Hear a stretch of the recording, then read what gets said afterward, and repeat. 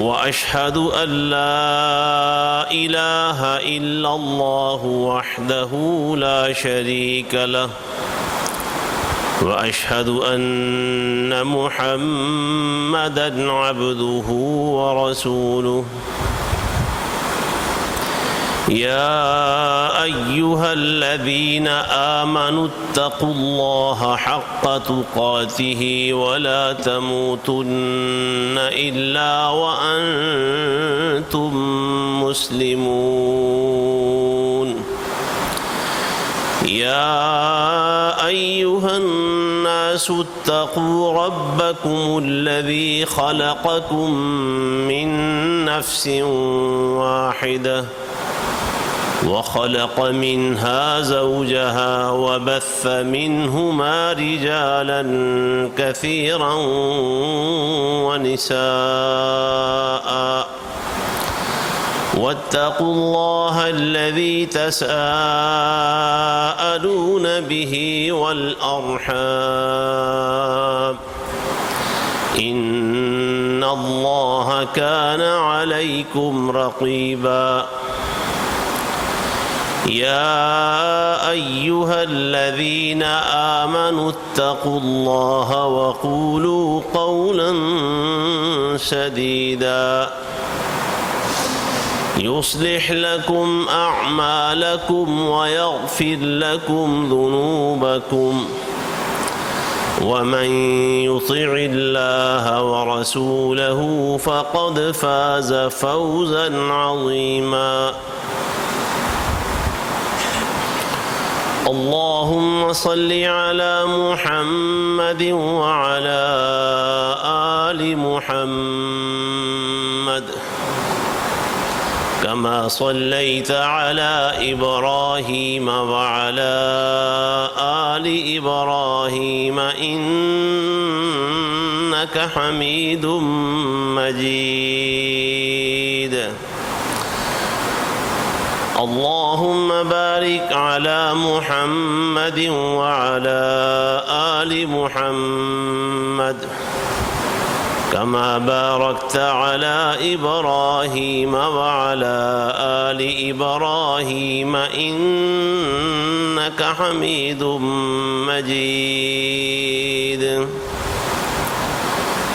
أما بعد فإن خير الحديث كتاب الله وخير الهدي هدي محمد صلى الله عليه وسلم وشر الأمور محدثاتها وكل محدثة بدعة وكل بدعة ضلالة والضلالة في النار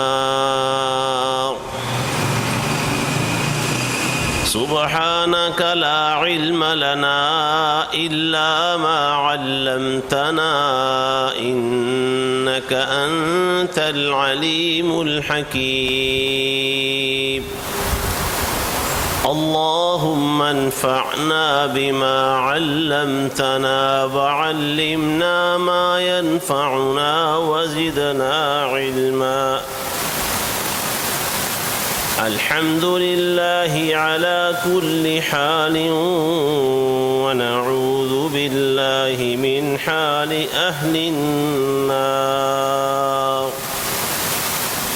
رب أعوذ بك من همزات الشياطين وأعوذ بك رب أن يحضرون أعوذ بالله السميع العليم وبوجهه الكريم وسلطانه القديم من الشيطان الرجيم ولبثوا في كهفهم 300 سنين وازدادوا 9 قل الله أعلم بما لبثوا له غيب السماوات والأرض أبصر به وأسمع ما لهم من دونه من ولي ولا يشرك في حكمه أحدا.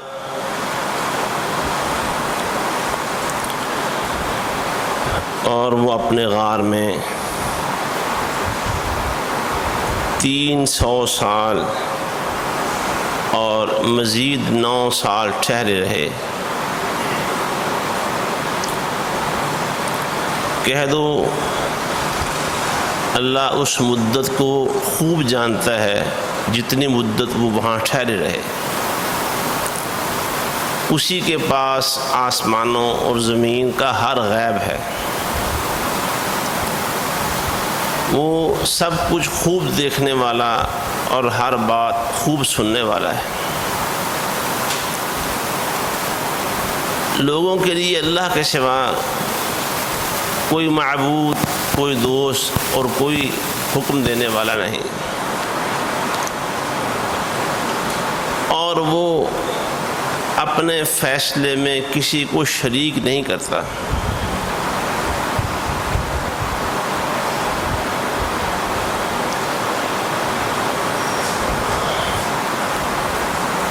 غار والوں کے قصے میں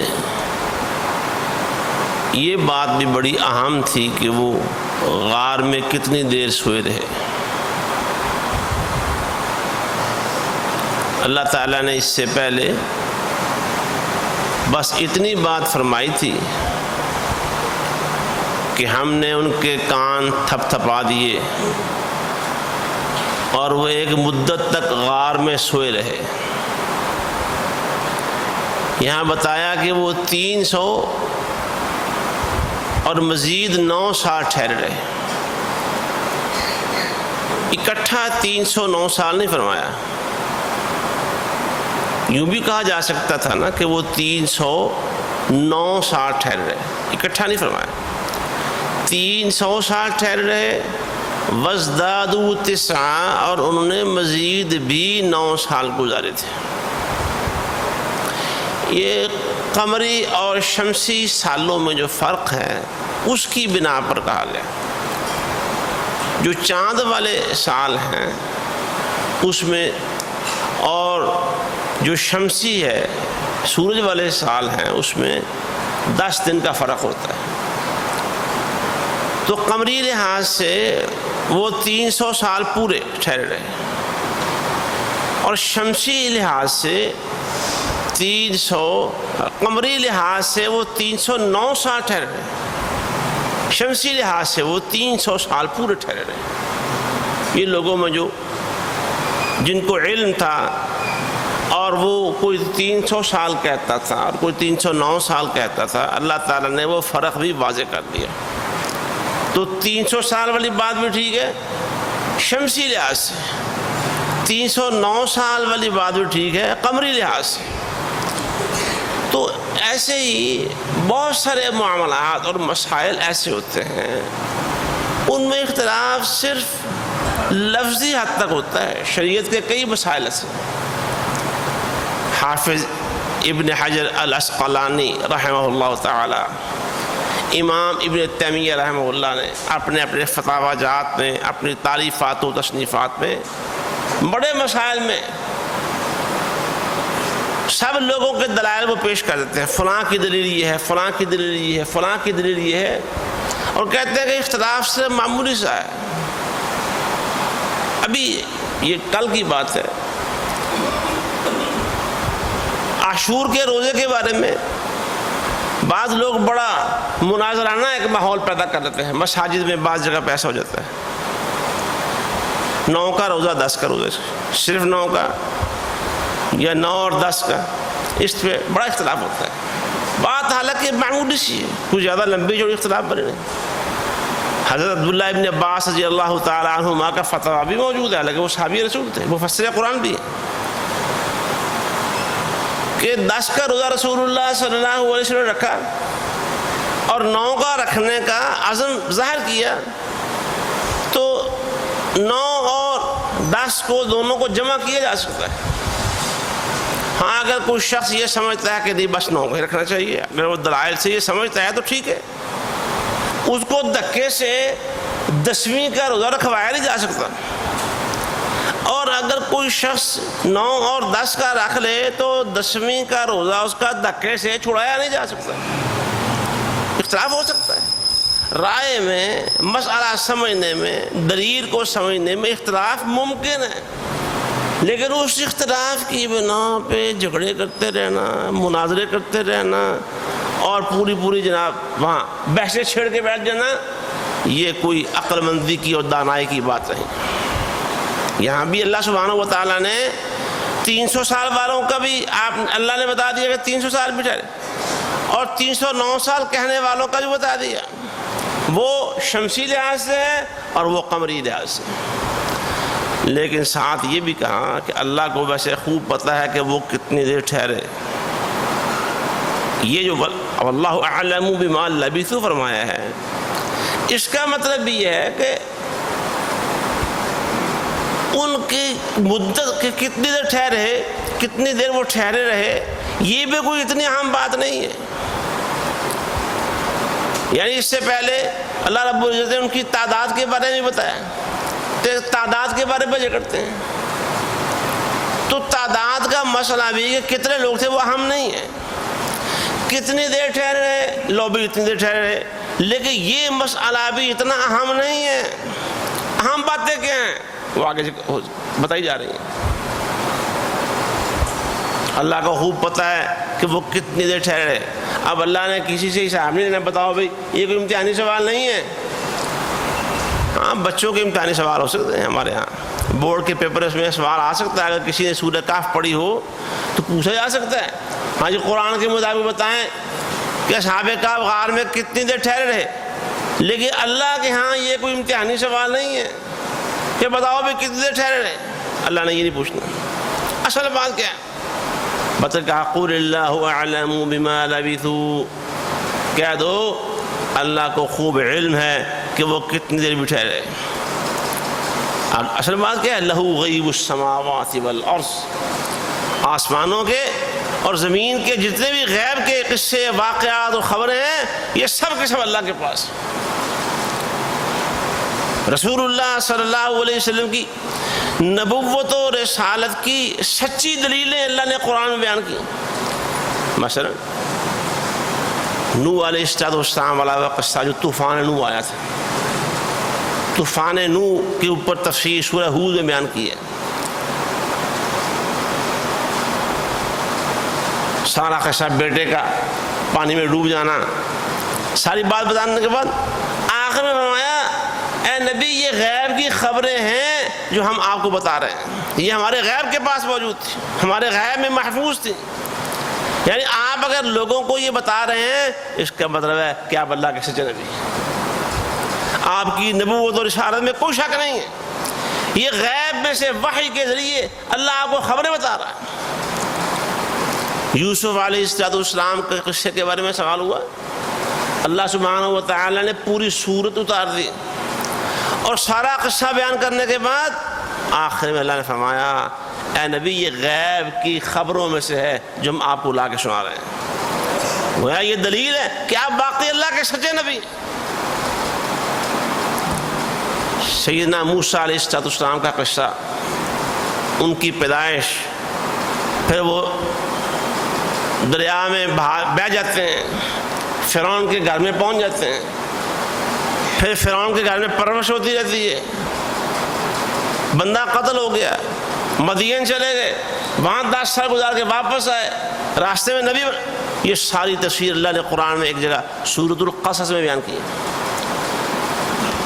اللہ نے فرمایا میرے نبی صلی اللہ علیہ وسلم، یہ موسیٰ کی پیدائش کا جو واقعہ ہے اور شہر کے اس کنارے میں اس جگہ میں جو واقعہ پیش آیا کہ موسیٰ علیہ السلام بالآخر رفتہ رفتہ رفتہ فرعون کے محل میں پہنچ گئے پرورش کے لیے، اس کے بعد آگے جو کچھ ہوا، پھر موسیٰ علیہ السلام مدین پہنچے تو مدین میں جو جو واقعات پیش آئے، وہ لڑکیوں کی بکریوں کو پانی پلانا اور وہاں 10 سال تک قیام کرنا وغیرہ، اور پھر وہاں سے واپسی پر کوہ طور پہ ان کے ساتھ جو واقعہ پیش آیا کہ ان پر اللہ نے نبوت اور رسالت اتار دی، اے میرے نبی آپ ان میں سے کسی جگہ پر بھی موجود نہیں تھے، نہ مصر میں پہلے تھے ان کی پیدائش کے وقت، نہ آپ مدین میں تھے، اور نہ کوہ طور کی ایک سائڈ پر تھے۔ یہ ساری باتیں آپ کے پاس آ رہی ہیں اللہ کی رحمت کی وجہ سے آ رہی ہیں۔ اللہ کو سب غیب کی باتیں معلوم، الیہ یرجع الامر کل، سارے معاملات، ساری خبریں، ان کی حقیقت اللہ سبحانہ و تعالیٰ کی طرف لوٹائی جاتی ہے۔ غیب کی سب باتیں اللہ کے پاس۔ قل لا يعلم من في السماوات والارض الغیب الا اللہ، اللہ نے سورہ النمل میں 20 پارے کے آغاز میں بات بالکل واضح کر دی کہ آسمان و زمین میں اللہ کے سوا کوئی ہے ہی نہیں جو غیب کی باتیں جانتا ہوں۔ غیب کا سارا علم اللہ کے پاس ہے، اور اللہ کے غیب میں کوئی شریک ہوتا ہی نہیں۔ ہم غیب کی خبروں میں سے جتنی اللہ چاہتا ہے اپنے نبی علیہ السلام پر وحی کے ذریعے اتارتا رہا۔ دیکھیں قرآن میں اللہ نے کہا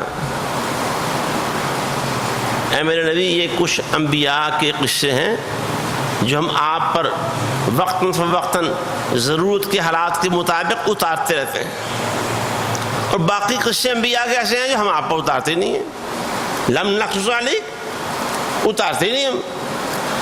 اب وہ انبیاء کی تعداد 300 سے زیادہ رسولوں کی تعداد، اور ایک روایت جس کی سند میں کئی اہل علم نے کلام کی ہے 1,24,000 نبی اور رسول ہے، جن میں 313 نبی رسول تھے۔ اگر وہ 300 بھی تھے یا 313 تھے تو قرآن مجید میں 313 کا ذکر نہیں ہے۔ 5 نبیوں کا اکثر ایک خاص تسلسل کے ساتھ، ایک خاص ترتیب کے ساتھ ذکر آتا ہے، ان کی قوموں کا ذکر آتا ہے۔ اس کے علاوہ انبیاء کرام کا ذکر ہے، بعض انبیاء کرام کے نام لیے گئے ہیں قرآن مجید میں، ان کے قصے بیان نہیں کیے گئے، لیکن اللہ کے پاس سارے غیب موجود ہیں۔ انسانوں کو، قیامت تک کی انسانیت کو غیب کی جن خبروں میں اللہ کے ہاں بیان کرنے میں مصلحت تھی، ضرورت تھی، فائدہ تھا، اللہ نے وہ بیان کر دیا۔ یہاں لہذا جو اصحاب کہف کا قصہ ہے، غار والوں کا قصہ ہے، ان میں ان کی تعداد کا علم کہ کتنی تعداد تھی، ان کی اس مدت کا علم جتنی مدت وہ غار میں سوئے رہے، فرمایا اس میں کوئی اتنی خاص بات نہیں ہے۔ اصل بات پہلی تو یہ تھی کہ وہ گھروں سے نکلے کیوں تھے، نکالے کیوں گئے۔ بات کیا تھی؟ وہ اللہ سبحانہ و تعالیٰ کی توحید تھی، اور اللہ نے ان کے 309 سال سلائے رکھنے سے ثابت کیا کیا دوبارہ زندہ کر کے؟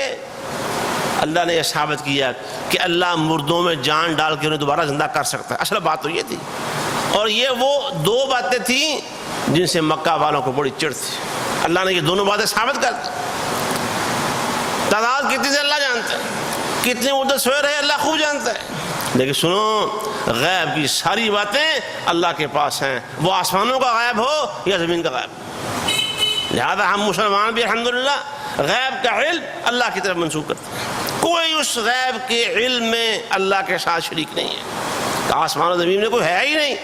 کوئی دعویٰ کرے کہ وہ غیب کی بات جانتے ہیں، ام المؤمنین سیدہ عائشہ رضی اللہ تعالیٰ عنہ کی سے مروی حدیث کے مطابق وہ جھوٹ بولتا ہے۔ اور تو اور ہمارے پیارے پیغمبر صلی اللہ علیہ وآلہ وسلم، جن کے بارے میں بہت سارے لوگ محض عقیدت کی وجہ سے غیب کا دعویٰ کرتے ہیں، یقین رکھتے ہیں کہ وہ غیب کی سب باتیں جانتے تھے۔ اور عقیدت و محبت میں وہ ایک انصار کی ایک بیٹی نے بھی کہہ دیا تھا، ایک موقع پر ایک شادی کے موقع پر رسول اللہ صلی اللہ علیہ وسلم کی تعریف اور نعت وغیرہ کہہ رہی تھی، وَفِينَا نَبِيٌّ يَعْلَمُ مَا فِي غَدٍ، ہمارے اندر جو نبی مبعوث ہوئے ہیں وہ کل کی خبریں بھی جانتے ہیں۔ نبی علیہ السلام نے اسے فوراً منع کیا کہ بیٹی آگے پیچھے جو کچھ کہا وہ کہتی رہو، یہ بات درمیان سے کہ ہمارے نبی کل کی باتیں بھی جانتے ہیں اسے حذف کر دو، یہ بات نہ کہو۔ آپ نے قسم اٹھا کر یہ بات کہی۔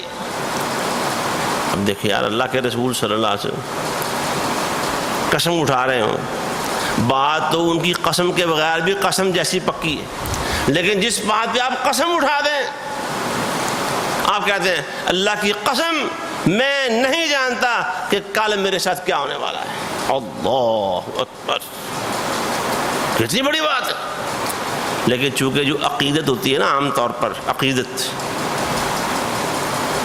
اس کی آنکھیں شاخیں نہیں ہوتی، اسے نظر کچھ نہیں آتا۔ عقیدت کی وجہ سے اکثر آنکھیں بند ہو جاتی ہیں اور بندہ بے دلیلی آگے سفر کرتا رہتا ہے۔ غیب کی ساری باتیں آسمان و زمین کی میرے اللہ کے پاس۔ قرآن میں کتنا صاف، قرآن جو قیامت تک کے لیے نور ہدایت ہے، جو قرآن جو قیامت تک کی انسانیت کی اللہ نے ہدایت بنا کر بھیجا ہے، کتنی واضح کیا، ایک نہیں کئی نبیوں کے حوالے سے، اور خود رسول اللہ صلی اللہ علیہ وسلم سے اللہ نے کہا کہ یہ بات کہو، یہ بات بتاؤ لوگوں کو، کیا بات؟ اور یہ بات ایک دفعہ نہیں کہ ایک سے زائد مرتبہ کہی، وَلَوْ كُنْتُ أَعْلَمُ الْغَيْبَ لَاسْتَكْثَرْتُ مِنَ الْخَيْرِ وَمَا مَسَّنِيَ السُّوءُ، اگر میں غیب کی باتیں جانتا ہوتا تو میں بڑی بڑائیاں دنیا کی جمع کر لیتا اور مجھے کبھی کوئی تکلیف نہ آتی۔ کتنی صاف بات ہے۔ لہذا قرآن کے مطابق، حدیث کے مطابق ایک مومن کا، ایک مسلم کا جو عقیدہ ہونا چاہیے اور جو ہوتا ہے وہ یہی ہے کہ غیب کی سب باتیں اللہ کے پاس۔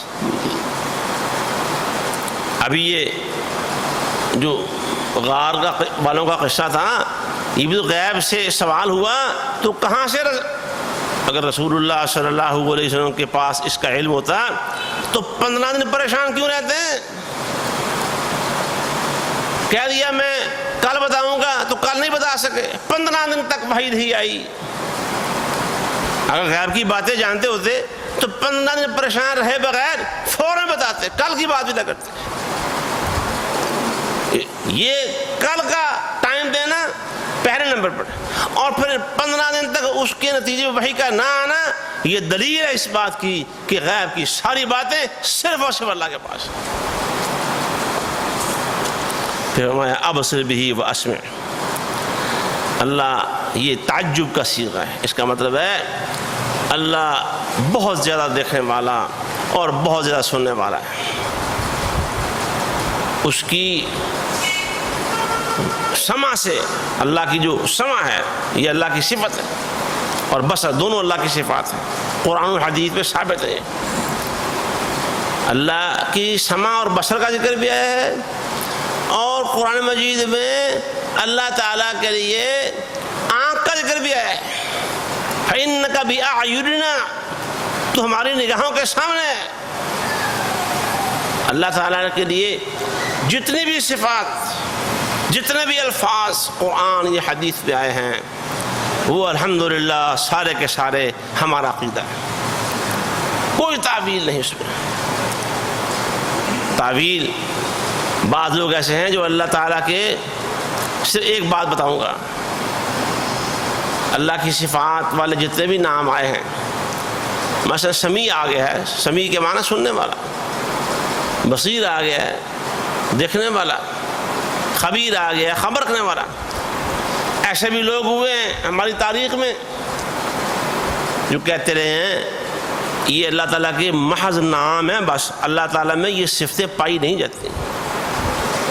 سمیع نام ہے، سنتا نہیں ہے وہ، لا حول ولا قوت الا باللہ۔ علیم نام ہے بس، لیکن اس میں علم نہیں ہے، والعیاذ باللہ۔ خبیر نام ہے اس کا، بس نام، لیکن اس میں خبر رکھنے والی بات کوئی نہیں ہے۔ ایسی جہالت والی، ضلالت والی، گمراہی والی جتنی بھی باتیں، جتنے بھی عقائد فرسودہ، ہم اس سے برات کا اظہار کرتے ہیں۔ ہمارا اللہ جو بھی اللہ کے لیے صفات آئی ہیں، نام آئے ہیں، وہ محض نام نہیں ہیں، بلکہ سارے کے سارے وہ اللہ تعالیٰ میں صفات پائی جاتی ہیں، اور اللہ کی صفات اتنی ہیں کہ شمار میں آ سکتی ہی نہیں، ممکن نہیں، اور اللہ کی کسی صفت کی حد بیان نہیں کی جا سکتی، کسی صفت کی حد نہیں بیان کی جا سکتی۔ ہر چیز قرآن مجید میں اللہ سبحانہ و تعالیٰ نے یہ بات واضح کی، خود بھی بتایا، اور جو عرش اٹھانے والے فرشتے ہیں نا، جنہوں نے عرش اٹھایا ہوا ہے، ان کے حوالے سے بھی کہا۔ وہ عرش اٹھانے والے فرشتے کیا کہتے ہیں؟ ربنا وسعت كل شيء رحمة وعلما، یا اللہ تو اپنے علم اور اپنی رحمت کے ساتھ ہر چیز پہ چھایا ہوا ہے۔ کیا مطلب اس کا؟ کہ اللہ کے علم نے اور اللہ کی رحمت نے کائنات کی ہر چیز کو اپنے احاطے میں لیا ہوا ہے۔ کائنات کتنی بڑی ہے، اس کا دائرہ کتنا وسیع ہے، کوئی ہے پیمانہ؟ کوئی بتانے والا ہے کوئی دنیا میں، اس کائنات میں؟ پہلے گزرا ہو، اب موجود ہو، آئندہ آ سکتا ہو کہ کائنات کتنی بڑی ہے؟ پتہ ہی کوئی، صرف اللہ کو علم ہے۔ تو یہ کائنات جتنی بڑی ہے، اللہ کا علم اور اللہ کی رحمت اس سے بھی وسیع ہے۔ اللہ کی کسی صفت کا احاطہ نہیں ہو سکتا، اللہ کے غیب کا بھی احاطہ نہیں ہو سکتا۔ اللہ خوب سننے والا اور اللہ خوب دیکھنے والا ہے۔ اب صرف بھی واسمع ما لہم من دونہ من ولی، اور لوگوں کے لیے اللہ کے سوا کوئی معبود نہیں ہے۔ ولی قرآن مجید میں معبود کے معنی میں بھی ہے، والی کے معنی میں ہے جس کے پاس سارے اختیارات ہیں، سارے اختیارات میرے اللہ کے پاس، ہر قسم کی ظاہری باطنی چھوٹی بڑی عبادت کا حقدار صرف اور صرف میرا اللہ ہے۔ اللہ کے سوا کوئی نہیں اس کائنات میں جو عبادت کے کسی ایک جز کا بھی حقدار ہو، جو عبادت کا کوئی ایک جز بھی اللہ کے سوا کسی اور کے لیے مختص کرتا ہے، وہ اللہ کے ساتھ شرک کرتا ہے۔ اور یہی تو وہ معاملہ تھا۔ اب وہ غار والے اسی وجہ سے تو اپنے گھروں کو، اپنی آسائشیں، سہولتیں اور جو بھی سرکاری پروٹوکول تھا، ہر چیز کو قربان کر کے گھروں سے نکل گئے تھے۔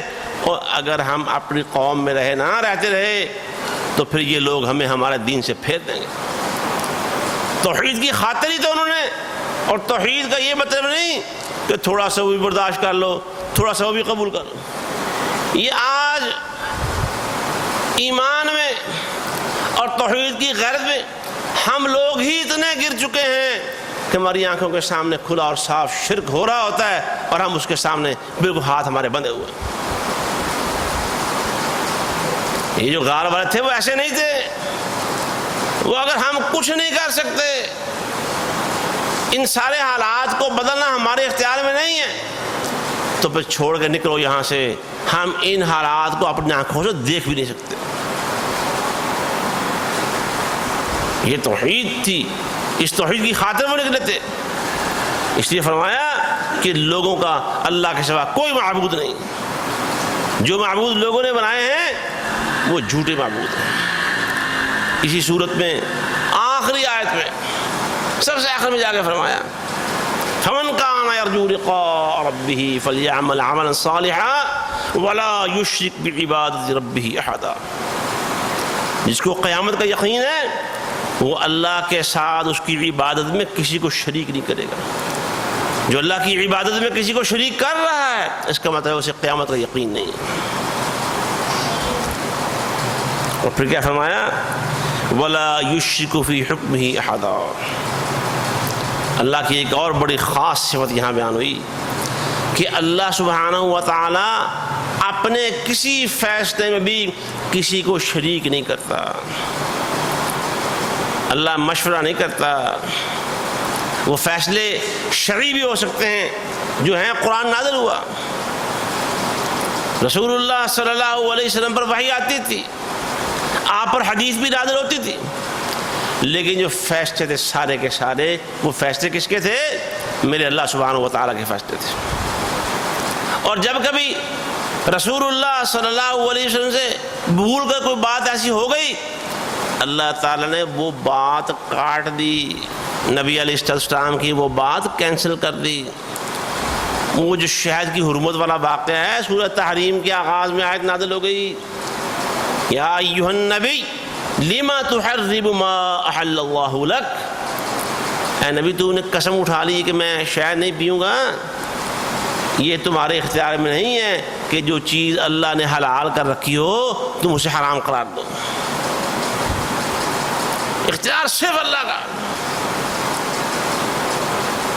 قرآن میں اللہ نے اچھا جب وہ یہ قبلے کی تبدیلی والا مسئلہ ہوا نا، بیت المقدس سے اللہ تعالیٰ نے مسلمانوں کا منہ کعبۃ اللہ کی طرف کر دیا، تو یہودیوں نے بڑا شور مچایا، اللہ نے وہاں بھی یہ بات فرمائی،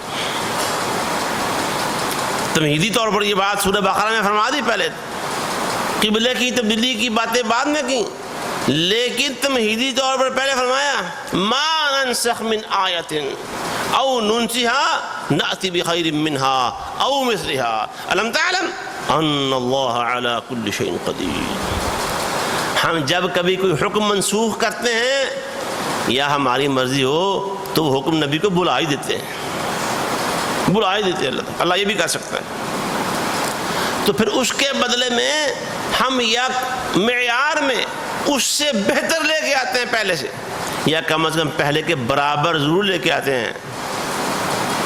اور ساتھ ہمارا مخاطب تمہیں معلوم نہیں، اللہ ہر چیز پر قادر ہے اور مرضی والا ہے، وہ جون سا مرضی حکم پہلے اتارے پھر اس کو منسوخ کر دے، وہ پوری کائنات کا بادشاہ ہے، اسے کوئی بنا نہیں کر سکتا۔ یمحو اللہ ما یشاء ویثبت وعنده ام الکتاب، اللہ جو حکم چاہے قائم رکھے، بعد اس کو ثابت رکھے، اور جس حکم کو چاہے اللہ مٹا دے، منسوخ کر دے، اس کے پاس تو ام الکتاب ہے۔ الا لہ الخلق والامر، ساری تخلیق بھی اسی کی ہے اور حکم بھی اسی کے چل رہے ہیں، اور شرعی حکم تو اس کے ہیں ہی ہیں، قانون اسی کا ہے، دستور اسی کا ہے، شریعت اسی کی ہے، اور تقدیری اعتبار سے بھی اس کائنات حکم اسی کے چل رہے ہیں۔ اللہ کی کوئی بات بھی اتفاق نہیں ہے، کبھی کبھی ہمارے منہ سے نکل جاتا ہے اتفاقاً آگے فلاں ہو گیا۔ ہمارے اہل علم یہ بات کہتے ہیں، یہاں لاہور میں ایک دفعہ تشریف لائے تھے شیخ فضیلت الشیخ عبداللہ ناصر رحمانی حفظہ اللہ تعالی، انہوں نے بڑی تفصیل سے یہ بات بتائی تھی، دلائل ثابت کیا کہ یہ نہیں کہنا چاہیے کہ میں اے کام کرنے لگا اتفاقاً ہو گیا، کوئی اتفاق نہیں، جو کچھ بھی ہوتا ہے وہ اللہ کی مرضی کے ساتھ ہوتا ہے، کوئی کام بھی خود بخود نہیں ہوتا۔ وہ میں نکلا تو اللہ کی طرف سے آگے فلاں کام ہو گیا، وہ فلاں کام کرنے لگا تھا، بس یار اللہ کا منظور نہیں تھا، وہ فلاں کام کرتے کرتے یہ کام ہو گیا۔ کام ہونے نہ ہونے کی نسبت کس کی طرف؟ اللہ سبحانہ و تعالیٰ کی طرف، جو میرا اللہ چاہتا ہے وہی ہوتا ہے۔ اور اللہ اپنے کاموں میں جو سب سے فرشتوں میں سے سب سے بڑا سردار کون ہے؟ روح القدس جبریل امین۔ اللہ تعالیٰ نے کبھی کسی فیصلے میں جبریل سے ہی مشورہ نہیں کیا، ہاں 10 جبریل تیری کی صلاح ہے، یہ نہیں، اللہ کو صلاح لینے کی مشورہ کرنے کی ضرورت ہی نہیں ہے، اللہ اس کا علم اتنا کامل ہے، اتنا اکمل ہے، اتنا وسیع ہے کہ کسی سے پوچھنے کی ضرورت ہی نہیں ہے۔ لہٰذا ہم اپنی سب باتیں اللہ کے سپرد کرتے ہیں، اپنے سب معاملات اللہ کے، اور اللہ کے فیصلوں پر ایمان رکھتے ہیں۔ اللہ جو فیصلے کرتا ہے اللہ کے فیصلے بہتر ہیں، شرعی لحاظ سے تو بہتر ہیں ہی ہیں، تقدیری لحاظ سے بھی جو اللہ کے فیصلے ہیں وہ بہتر ہیں، ہماری سوچ اللہ کے کسی فیصلے کو پہنچ سکتی نہیں ہے۔ اللہ ہمیں ایمان و یقین نصیب فرمائے۔ وآخر دعوانا ان الحمد للہ رب العالمین۔